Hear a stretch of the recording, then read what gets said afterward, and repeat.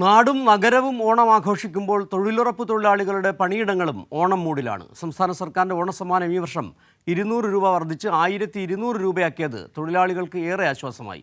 ഓണം ആഘോഷിക്കാനുള്ള തയ്യാറെടുപ്പിലാണ് തൊഴിലുറപ്പ് തൊഴിലാളികൾ. പണിയായുധങ്ങളുടെ താളത്തിനൊപ്പം ഓണപ്പാട്ടിന്റെ ഈരടികളും ഉയരുകയാണ് തൊഴിലിടങ്ങളിൽ.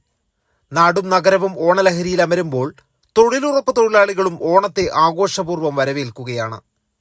പരാധീനതകൾ ഏറെയുണ്ടെങ്കിലും കേരള സർക്കാരിന്റെ കരുതലാണ് ഓണക്കാലത്തെ ആശ്വാസം. ഓണമെല്ലാം നമ്മൾ ഇപ്പം ഓണം വന്നുകൊണ്ടിരിക്കുകയല്ലേ ഇന്ന്. അപ്പം പിന്നെ ഇപ്പം നമുക്ക് കഴിഞ്ഞ കൊല്ലെല്ലാം 1000 റുപ്യാണ് കിട്ടിയത്. ഇപ്രാവശ്യം 1200 റുപ്യയിലുകൊണ്ട് നമുക്ക് സന്തോഷമായി ഓണമെല്ലാം അടിച്ചു പൊളിക്കാൻ വേണ്ടിയിട്ട്. അടിപൊളി തന്നെ. ഓണമെല്ലാം നല്ല സന്തോഷത്തിൽ നമ്മൾ ആഘോഷിക്കാൻ തീരുമാനിച്ചു. അപ്പോൾ എന്നും ഓണപരിപാടിയെല്ലാം നമ്മളിങ്ങനെ പ്ലാൻ ചെയ്തുകൊണ്ടിരിക്കുകയാണ്. പൈസയെല്ലാം കൃത്യമായിട്ട് കിട്ടുന്നുണ്ട്. ഇതുവരെ ഉള്ളതെല്ലാം കിട്ടീന്. ഇനിയിപ്പോൾ കഴിഞ്ഞ വർഷം 1000 രൂപയാണ്, ഇപ്രാവശ്യം 1200 രൂപയായിട്ടുണ്ട്.